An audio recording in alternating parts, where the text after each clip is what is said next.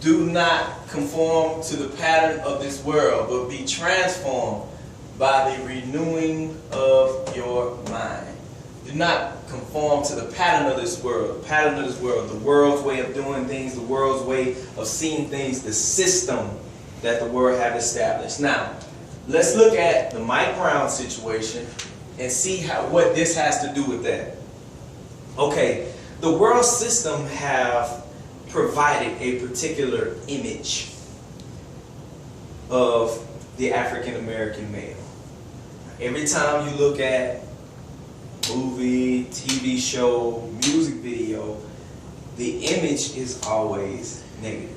The image is always the angry black man, the thug, the gangster. He has no love. You know, he shows no love to his woman, shows no love to humanity. This is the image that is presented. We all know that those are just images. Now, unfortunately, a lot of people follow those images. But unfortunately, a lot of people will look at those images and they will develop a worldview based off of the image. So, whenever you develop a worldview, you have conformed to the pattern of this world. But it tells us, but be transformed by the renewing of your mind. Now, the person that have taken on that worldview, whether it be to emulate the images that they see, or whether it be that they sit down and watch television and they see those images and say, yes, that's how they are. So as a result, we look at the situation where the police then, just dropped him. Bop, bop, bop, bop, bop. Nobody can care less. Even the situation, Trayvon Martin situation. And we like, okay, why is this guy not locked up? Unfortunately, the pattern of this world doesn't put much value on us. Unfortunately. Now, we have a responsibility to develop and place a value on ourselves. We have that responsibility. Now, if we don't take the responsibility to see value in ourselves, to exemplify value to ourselves, and we show the value of ourselves by how we value other people, right? Yeah. Now, the worldview that I'm sure the police and anybody else will say is that they don't value themselves. So why should... Bye, bye, bye, bye. So what? But be transformed by the renewing of your mind. Now, a mind renewal is an exchange that leads to change. It's when you exchange your way of thinking based off your worldview. When you exchange that way of thinking for God's way of thinking, that's renewing your mind. So if I renew my mind, and I no longer, I unplug myself from the image that have been placed. I unplug myself from that. And I begin to see people the way God sees them. That's going to change the way I relate to them. So if I see you and I see purpose, if I see you and I see substance, then I'm not going to say certain things to you. I'm not going to do certain things to you. I'm not going to try to hurt you. I'm not going to cuss you out. But it has to start with my personal worldview. My personal worldview is that I have substance. I'm somebody. So that's going to change the way I relate to you now. Now, renewing of your mind. Now, if the people would unplug from the world system and begin to see themselves, not only themselves, but others in a different perspective, then this would not happen. Now the policeman that did it, what if he have taken the time out to renew his mind to where he would see these African American males that we see that have this negative image? If he see in them what God see in them, do you believe that he would have just took him out in cold blood like that? Nope. No. But we have this issue where we have conformed to the patterns of this world. Now, that policeman and people that think the way he do, he has a responsibility to renew his mind. And the people that have been victims to whether it be prejudice or hatred or police brutality, we have a responsibility to renew our minds. That's our responsibility. And whenever we take that responsibility and we renew our minds, then the chances of us, how can I put this and just, the chances of us being victims become very low.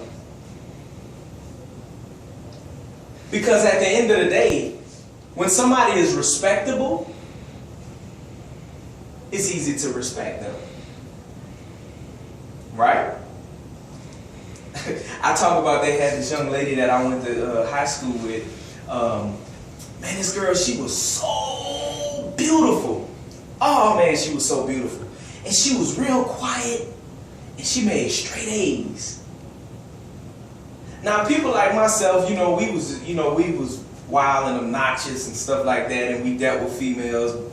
We didn't care about them. We didn't do right or whatever. But this particular female, we didn't have much to say to her. We didn't have anything negative to say to her. Why? Because she was so respectable. She carried herself like a lady. She was very quiet, mild-mannered. She wasn't stuck up. Because see, this is years ago when, people didn't have computers in their house. Like, one or two people in your class may have had a computer in their house. And I can remember, engaging in conversation with her, and I was so blown away that she would even talk to me. I was like, you got a computer at your house, huh? She was like, yeah, I do. I said, I bet you be surfing the net, don't you? She said, I do. I was like, man, you got the internet at your house. But she engaged in conversation with me. She wasn't stuck up. But it was certain things that I wasn't going to say to her. It was certain things I wasn't going to do to her. You want to know why? Because she was respectable. And when somebody respects themselves, when somebody shows that they have value within themselves, it's very hard for you to disrespect them. Am I making sense? So, what we have to do is, we have to not be conformed to the patterns of this world. We have to be transformed by the renewing of our mind. We have to renew our mind, see ourselves in a more positive light. Now watch this. So now whenever we see images of negative images, when we see those images, we can't just say, oh, that's just entertainment. That's my stuff. I like that. No. I was just in Foot Locker talking to the young lady. I was in there, she was saying, oh, we got the new such that just came out. You want these? You want to check out these? I was like, nah, I'm good. And then the song Loyal came on. And she was like, oh, this is my jam. She was just singing it, take a broke, you know what I'm saying? And I'm like, I'm looking at her and she's like, deep loyal. And I'm like, sweetheart, do you hear what you're saying? She's like, yeah, that's my jam.